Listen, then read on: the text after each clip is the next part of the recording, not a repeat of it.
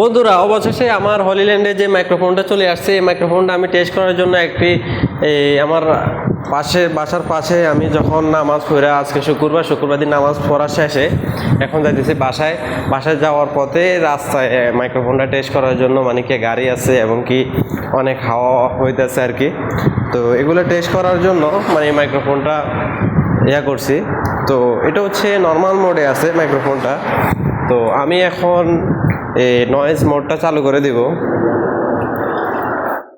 এখন হচ্ছে noise mode চালু করা আছে। এখন আমার কথার আওয়াজ কতটুকু ক্লিয়ার আসতেছে এবং কি বাইরের হাওয়া এবং কি গাড়ির শব্দ কতটুকু কি আছে সেটা আপনারাই বিবেচনা করবেন।